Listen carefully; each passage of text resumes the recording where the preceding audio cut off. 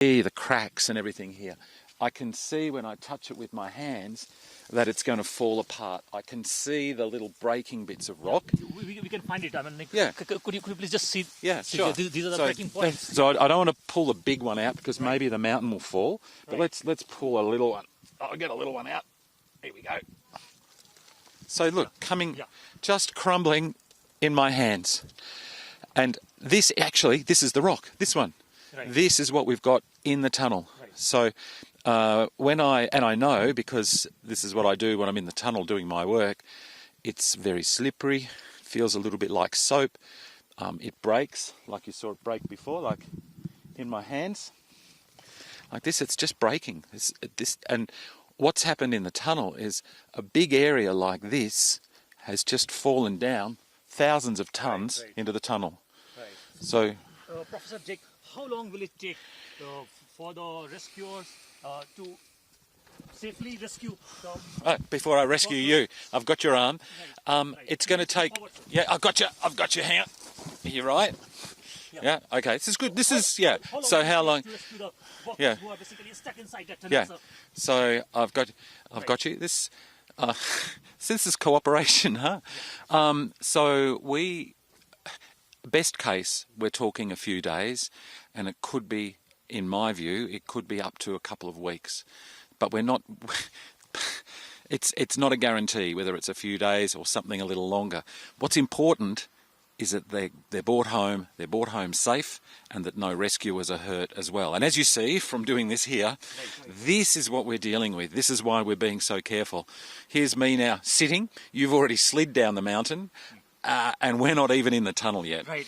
We have been talking a lot about the vertical drilling, right? Yeah. So if the vertical drilling starts, because BRO team has been working day in and day out to complete that road, right? Once that road will be completed, how do you think that the vertical drilling will start, and how much longer it will take from there to finish the job?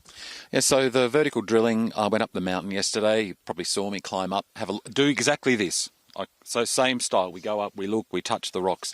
There's really good rock exactly above the tunnel, and once they get started, which I'm thinking should be either like later today, I can't tell exactly how long, but it's more than, like it's not 2 or 3 days. It's quite a big operation. I'd be expecting a number of days before they get through, and it has to be very precise because it has to come down from the top of a mountain, straight down, and hit the tunnel exactly in the middle.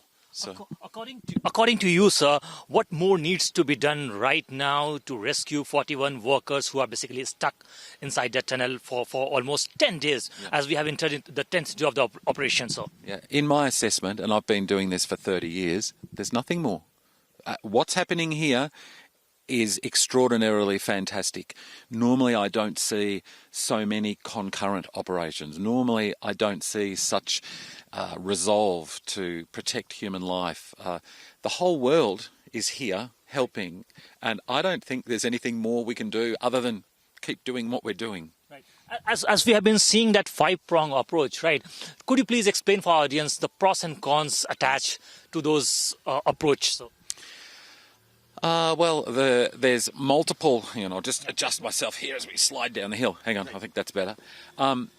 The approaches which are being taken in the tunnel, the advantages of them is that they're quick, or comparatively quick. But as you've seen over the last 9 days, the disadvantages of them are that they are susceptible to a very unhappy mountain. It's unstable, like what we've got behind us here. We've had the avalanche, so we've got quite difficult conditions, and those conditions can change quickly. Of course, our big fear is that there'll be a second avalanche in there. Okay, so that's a real risk. So that's why we're being so careful. But it's quicker, so we're in there. Then when you've got the side access, it's good because we're using very proven technology, but the disadvantage is it's slow. But it's very proven.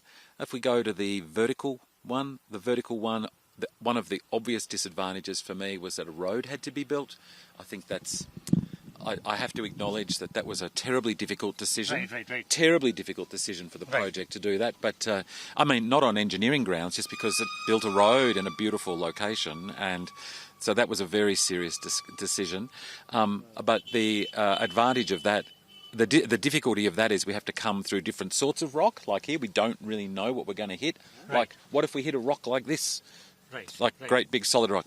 And then if we're looking at the from the back of the tunnel coming the other direction, the disadvantage of that is it takes a long time, but it's again very proven. So